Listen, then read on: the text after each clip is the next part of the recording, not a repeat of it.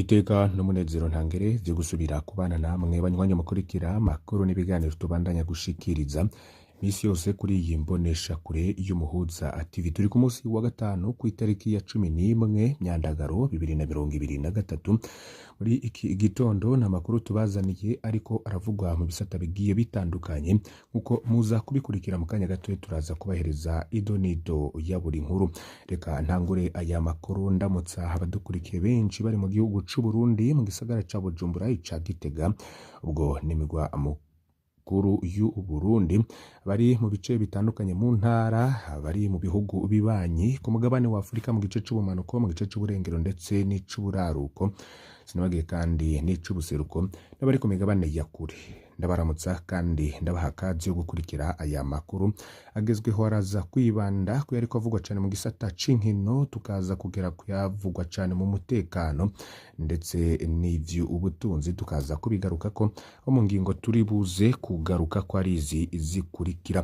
Ku munsi w'ejo niho twababwiye inkuru y'abakinyi b'abarundi 10 bagiye gukina igikombe c'isi ca handball bagatoroka, ariko bariko barahigwa n'igipolisi ca Croatia.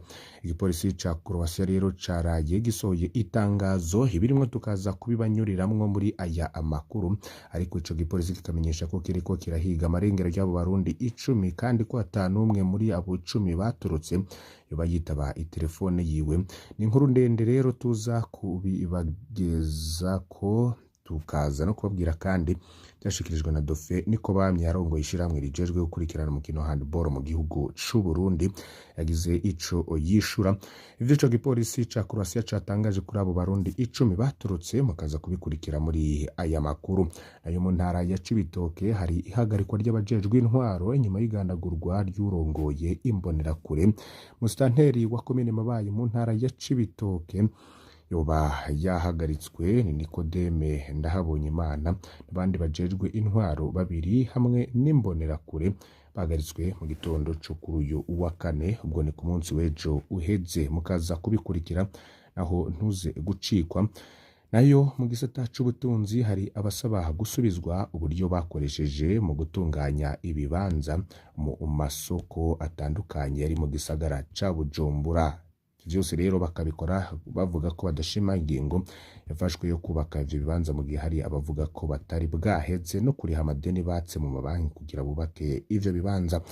Fyonda kuri subscribe canke sabone niba utari wafyonda ko wibuke no kubisangiza abagenzi bawe kugira badacikwa n'amakuru yose dushikiriza. Tutari twagera ku nkuru y'ihagarikwa rya Musitanteri ndetse n'abandi bajejwe intwaro babiri muri komine Mabayi mu ntara ya Cibitoke, reka tubabwire ko igipolisi ca Croatia caraye gisohoye itangazo rimenyesha ko kuri uyu wa gatatu mu masaha 9:30 z'umuhingamo ariho abakinyi 10 b'abarundi batoroka aho bari bashikiye mu muji wa Rijeka bafata urugendo bagana ahantu hatazwi.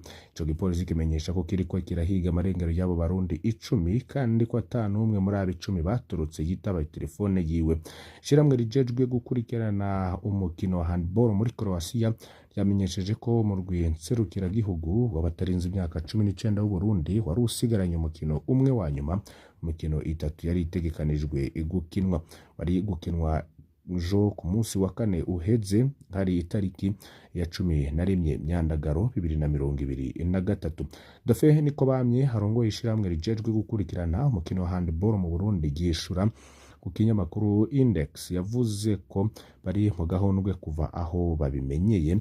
Dauphin ati twebwe abo muri Federation ya Handball n'abavyeyi b'abana turabandanya tuvugana, twaguye mu gahundwe, turasavye uwese yoba afise amakuru yodufasha gutora abo bakinyi yadushikirize, ni twumva neza uko tuzosubira inyuma tutari kumwe nabo. Niyo nkuru rero ariko iravugwa cyane kuri abo bakinyi baturutse bari mu gihugu ca Croatia. Mu ntara ya Cibitoke Nikodeme Ndahabonyimana ni Musitanteri wa komine Mabayi ndetse n'abandi bajejwe intwaro babiri hamwe n'imbonerakure barahagaritswe mu gitondo cyo kuwa kane. Ihagarikwa ryabo ribaye inyuma y'iganagurwa ry'imbonerakure vyakozwe n'abaroberi bacumbitse mu kibira.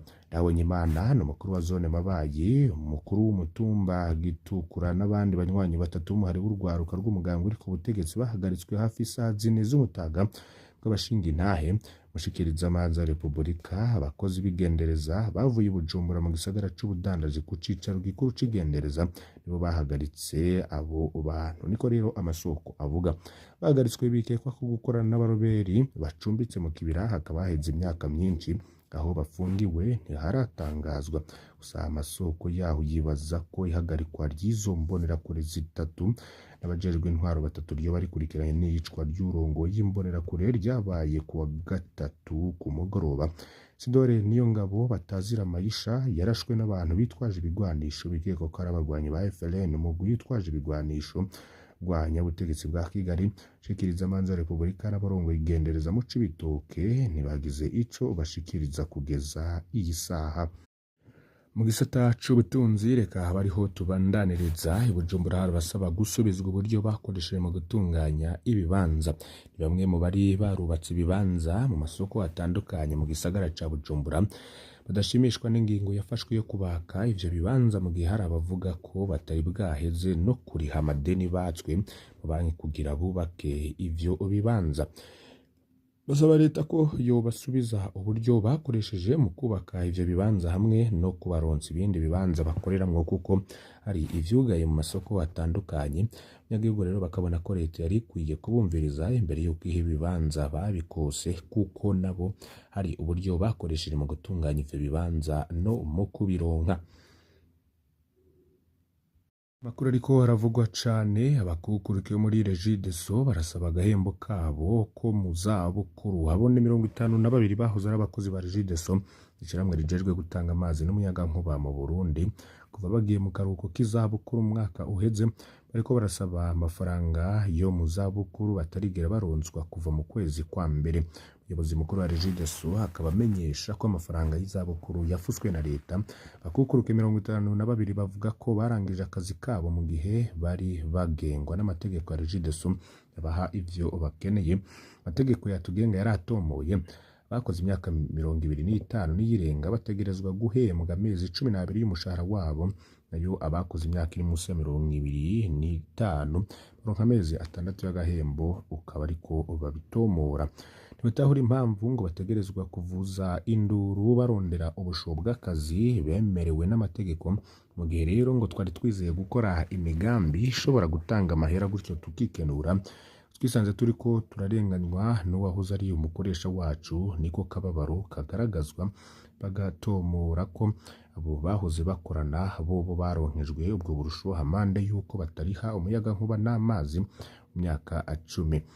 Umuyobozi mukuru wa Regideso avuga ko burusho buronderwa nabo bahoze ari abakozi ba Regideso bwafuzwe na leta.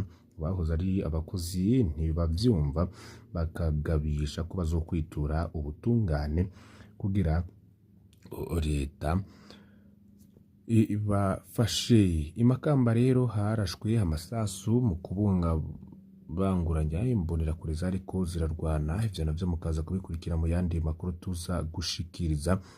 Reka rero tubabwire ibiriko bivugwa cane muri Repubulika Iharanira Rusangi ya Kongo. Muri Sud Kivu impunzi z'abarundi zirenga 400 zaratahukanwe nizitari munsi ya 415 zo mu ikambi ya Rusenda mu ntara ya Sud Kivu mu buseruko bwa Repubulika Iharanira Rusangi ya Kongo zaratahukanwe hari ku munsi wa 4 wa 10 Myandagaro 2023. Izo mpunzi zivuga ko zari ziruhishijwe n'ubukene mu ikambi.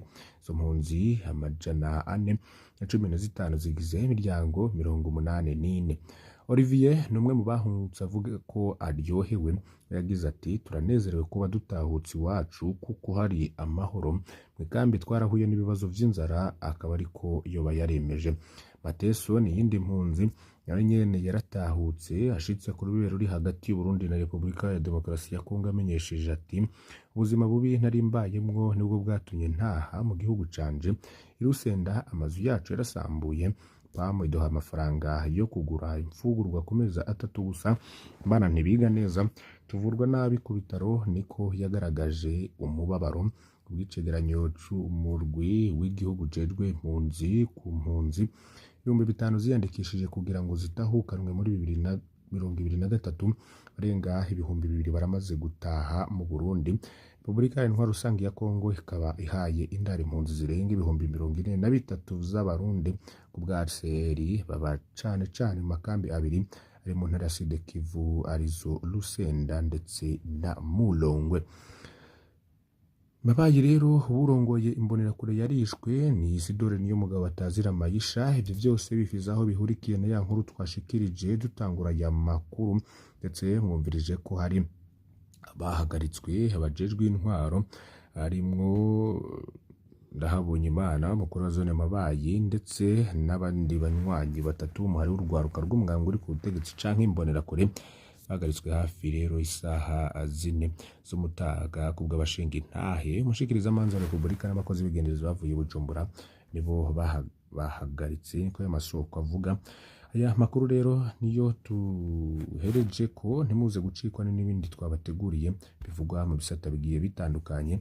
Ndagusaba kugira ufyonde kuri subscribe canke sabone ni utari wafyonda ko ku Muhuza TV tuba tohereza amakuru avugwa mu bisata bitandukanye hagati k'akazina muntu ubutungane umutekano bivugwa cyane mu ntwaro politike ubudandaji ubutunzi bw'igihugu n'andi makuru yose avugwa mu kibano dushikiriza twifashishije amasoko yacu ari irya nino ivyo turonkera kadushikiriza natwe rero tukabibatunganiriza neza bavugwa ku mbuga ngurukana bumenyi n'ibimenyesha makuru navyo ntituvyibagira.